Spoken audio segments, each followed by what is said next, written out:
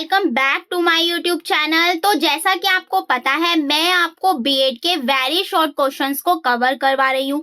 जितने भी अब तक पीवाईक्यू हुए हैं, अब तक 2016 से लेकर 2023 तक जितने भी पीवाईक्यू हुए हैं अब तक, वो सारे मैं एक ही वीडियो में कवर करवा रही हूँ। इससे पहले मैंने बीएड के जितने भी कॉमन सब्जेक्ट होते हैं, जिसका कोड होता है 101, 102, 103 एंड 104, इन चारों को कवर करवा दिया है। जिसका एग्जाम 24 को है, उसके लिए ये वीडियो बहुत ज्यादा हेल्पफुल रहेगी।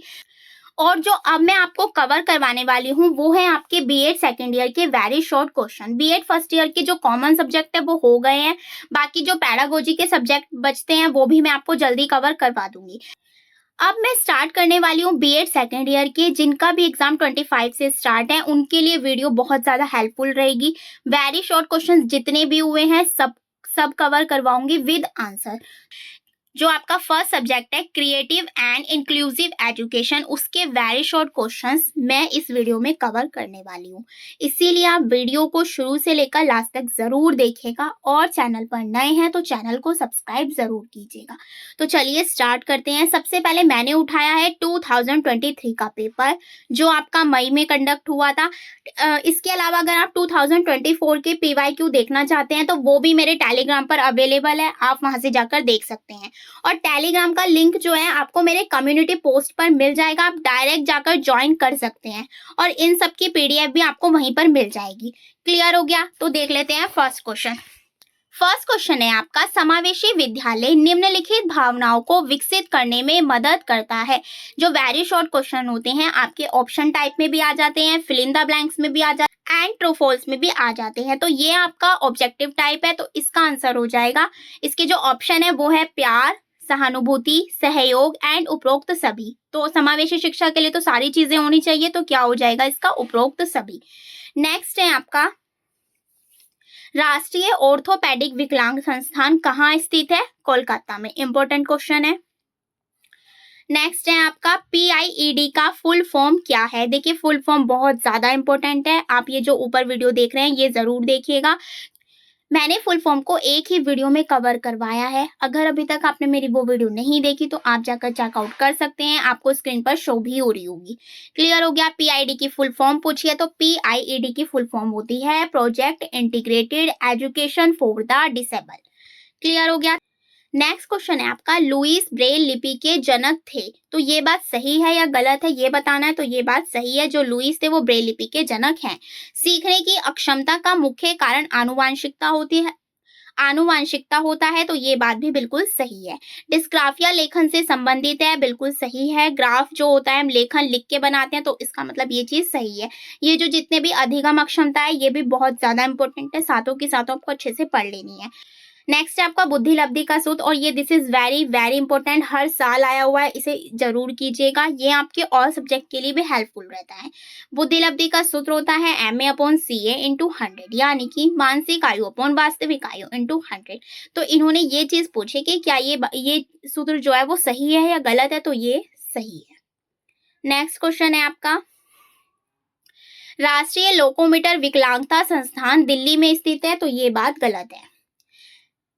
ASD का पूर्ण रूप आत्म केंद्रित संवेदी विकार है, तो ये बात भी आपकी गलत है। ईयर का लास्ट क्वेश्चन है आपका, किस संगठन ने श्रवण हानि इकाइयों श्रवण तीव्रता को वर्गीकृत किया है? तो उसका नाम है वर्ल्ड हेल्थ ऑर्गेनाइजेशन, यानी कि विश्व स्वास्थ्य संगठन।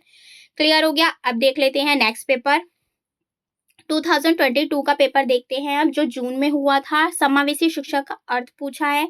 समावेशी शिक्षा का जो अर्थ होता है वो होता है नियमित कक्षाओं में सभी शिक्षार्थियों, चाहे वो विकलांग हो, गैर विकलांग हो या जैसे भी हो, उनमें किसी भी प्रकार की अक्षमता हो, उनको समान अवसर जो प्रदान होते हैं वो हमारा समावेशी कहलाता है।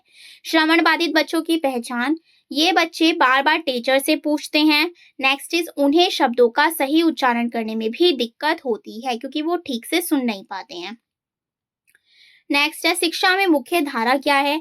मेन स्ट्रीमिंग, विशेष आवश्यकता वाले छात्रों को उनके व्यक्तिगत कौशल के आधार पर विशिष्ट समय अवधि के दौरान नियमित कक्षाओं में शिक्षित करने की प्रथा है। नेक्स्ट क्वेश्चन है समावेशी शिक्षा के संस्थापक कौन है? इटार्ड है। This is very very very important question है, हर बार पूछा गया है। सीसीएसयू के पेपर उठा के देखोगे चाहे एमएसयू के, मोस्टली आता ही आता है। फिल इन द ब्लैंक्स में पूछ लेते हैं, ऑप्शन में पूछ लेते हैं, सही गलत में पूछ लेते हैं, किसी में भी आ सकता है। नेक्स्ट क्वेश्चन है आपका टीम शिक्षण, और ये मैंने जो भी आपके शॉर्ट क्वेश्चन बताए हैं उसमें भी बताया। देखिए अगर आप वहां से शॉर्ट क्वेश्चन को प्रिपेयर करें तो आपके वेरी शॉर्ट भी काफी हद तक हो जाते हैं। क्लियर हो गया? अब ये देख लेते हैं टीम शिक्षण दृष्टिकोण, जिसे सहयोगात्मक शिक्षण के रूप में भी जाना जाता है। कक्षा निर्देश का एक दृष्टिकोण है जिसमें दो शिक्षक एक ही समय में छात्रों की एक ही कक्षा के साथ काम करते हैं, जिसमें दो शिक्षक होते हैं और क्लास एक ही होती है, तो उसे हम बोलते हैं टीम शिक्षण। नेक्स्ट है आपका वेब आधारित शिक्षण क्या होता है? ये भी मैंने इंपॉर्टेंट क्वेश्चन में बताया हुआ है। देखिए शॉर्ट में भी आ जाता है, वेरी शॉर्ट में भी आ जाता है। इसका हो जाएगा वेब आधारित शिक्षण सीखने की प्रक्रिया में वेब आधारित तकनीक या उपकरणों का प्रयोग करके सीखने की एक विधि है। नेक्स्ट क्वेश्चन है जो बच्चे सुनने में अक्षम होते हैं वे आवाज में भी अक्षम होते हैं, तो ये बात सही है। मूल्यांकन दृष्टिकोण बीएस ब्लूम द्वारा किया गया है, ये बात सही है। वाचाघात भाषा संबंधी व्यापक विकार है, तो ये बात भी आपकी सही हो जाएगी। नेक्स्ट क्वेश्चन इस ईयर का नेक्स्ट क्वेश्चन है आपका एनसीटीई के कार्य बताने हैं। देखिए ये क्वेश्चन तो मैंने आपका फेवरेट बताया हुआ है। एनसीटीई के कार्य ले लीजिए, आप फुल फॉर्म कह लीजिए। ये दोनों बहुत ज्यादा इंपॉर्टेंट है, आपके ऑल सब्जेक्ट में भी पूछ ली जाती है। कार्य है इसका देश में शिक्षक शिक्षा के विकास का समन्वय और निगरानी करना, सामान्य शिक्षक शिक्षा कार्यक्रम के लिए दिशा निर्देश विकसित करना। क्लियर हो गया? नेक्स्ट देख लेते हैं, नेक्स्ट ईयर देख लेते हैं आप 2021 जो जुलाई में हुआ था आपका एग्जाम। मानसिक रूप से मंद और पिछड़े बच्चों में कोई अंतर नहीं है, गलत, क्योंकि इसमें नहीं आ गया। अस्थि बाधित बच्चों की पहचान उनके व्यवहार से की जाती है, गलत। मार्गदर्शन और परामर्श में कोई अंतर नहीं होता, ये बात भी गलत है क्योंकि इसमें नहीं आ गया। नेक्स्ट है विशेष बच्चों के लिए समावेशी शिक्षा का आयोजन किया जाता है, गलत। ब्रेल का विकास लुई ने किया था, तो ये सही है, ये आपका रिपीट हो चुका है। हकलाना एक प्रकार का डैश विकार है, हो जाएगा स्पीच डिसऑर्डर, जिसे हिंदी में बोलते हैं वाणी विकार। समावेशी शिक्षा के संस्थापक आगे इटार्ड, इंपॉर्टेंट है, बताया था, रिपीट हो गया। सह शिक्षण का अर्थ यानी कि को टीचिंग मीन्स क्या होता है? सह शिक्षण एक शैक्षिक पद्धति है जिसमें कक्षा की योजना बनाने और छात्रों के एक समूह पर मूल्यांकन करने के लिए दो शिक्षक मिलकर काम करते हैं। ये टीम शिक्षण की तरह ही कार्य करता है। महिलाओं की समानता के लिए शिक्षा की सिफारिश किसके द्वारा की गई थी? तो ये की गई थी यूनेस्को के द्वारा। स्वास्थ्य खराब बच्चों को डैश विद्यालय में प्रवेश दिया जाता है, तो वो होते हैं विशेष। क्लियर हो गया? तो यहाँ पर आपके 10 क्वेश्चन कंप्लीट हो गए हैं। नेक्स्ट ईयर देख लेते हैं जो हुआ था आपका सितंबर 2020 में। फर्स्ट क्वेश्चन है समावेशी शिक्षा की व्यवस्था असाधारण बच्चों के लिए होनी चाहिए, सही है। राष्ट्रीय दृष्टिबाधित संस्थान देहरादून में है, ये बात भी सही है, ये ऑप्शन में भी आ जाता है। आईक्यू प्रतिभाशाली बच्चों की संख्या ऊपर मानी गई है, तो मानी गई है 120 से 140 के ऊपर। नेक्स्ट है एनसीटीई का मुख्यालय कहाँ है? तो नई दिल्ली में। इससे रिलेटेड कार्य भी और फुल फॉर्म भी, तो इसका मुख्यालय है नई दिल्ली में। सबसे पहले आईक्यू की अवधारणा डैश द्वारा दिया गया था, तो दिया गया था विलियम स्टर्न की। आरसीआई की स्थापना डैश में हुई थी, तो वो हुई थी 1986 में। क्लियर हो गया? नेक्स्ट देखिए क्रमानुदेशित अनुदेशन की संकल्पना दी गई है, तो ये दी गई है बीएफ स्किनर के द्वारा। मानसिक रूप से विकलांग बच्चों की पहचान पर आधारित है, ए और बी यानी कि शैक्षणिक उपलब्धि और आईक्यू। समावेशी शिक्षा के संस्थापक इटार्ड, रिपीटेड क्वेश्चन है। एनसीटीई की स्थापना कब हुई है? 1995 में। नेक्स्ट ईयर देख लेते हैं 2019 जून का एग्जाम है ये। डैश के लिए विशेष शिक्षा की व्यवस्था करनी है, तो ये हो जाएगा विशेष बच्चे। डैश लिपि का प्रयोग नेत्रहीन बच्चों के लिए किया जाता है, ब्रेल, रिपीटेड है। बहुविकलांगता का कारण मुख्य रूप से डैश और डैश है, वंशानुक्रम और पर्यावरण होता है, पर यहाँ पर डैश केवल वंशानुक्रम में था। नेक्स्ट है हेरिडिटी एंड एनवायरमेंट जिसे बोलते हैं। श्रवण बाधित बच्चों का वर्गीकरण आईक्यू पर आधारित होता है, तो ये बात गलत है। मानसिक रूप से मंद और पिछड़े बच्चों में कोई अंतर नहीं है, गलत। प्रतिभाशाली बच्चों की पहचान बुद्धि परीक्षण द्वारा की जाती है, सही।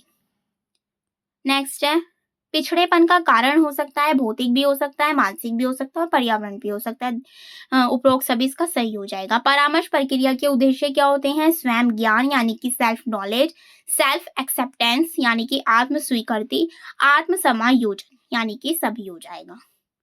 नेक्स्ट है, कुसमायोजन के कारण क्या होते हैं? प्राकृतिक, भौतिक, सामाजिक सभी होती है।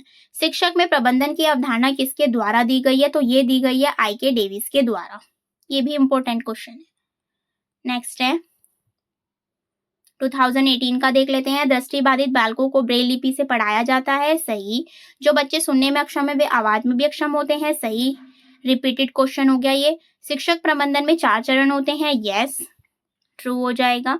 डेविस स्टर्न द्वारा दिया गया कक्षा प्रबंधन गलत है। मूल्यांकन शिक्षण का पहलू ब्लूम ने बताया है, सही है। प्रकृति के आधार पर परामर्श 2 प्रकार के होते हैं, गलत है।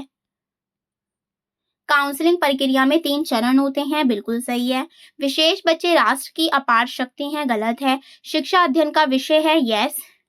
समावेशी शिक्षा का विकास सबसे पहले अमेरिका में हुआ था, सही। और किसने किया था ये मुझे आप कमेंट करेंगे, तो इसका आंसर आप मुझे कमेंट करेंगे। अब देख लेते हैं 2017 का पेपर। दृष्टिबाधित व्यक्ति सुनकर और स्पर्श करके लिखें, ये बात सही है। भाषा में कोई भी घटक शामिल होता है, सही है। राष्ट्रीय दृष्टिबाधित संस्थान देहरादून में है, राइट। देखिए मैंने ऊपर कहा था इंपॉर्टेंट है।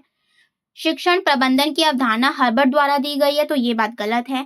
मार्गदर्शन और परामर्श में कोई अंतर नहीं होता, ये गलत है। अगर नहीं आ जाता ना तो उसका चांसेस होता है कि वो गलत ही होगा।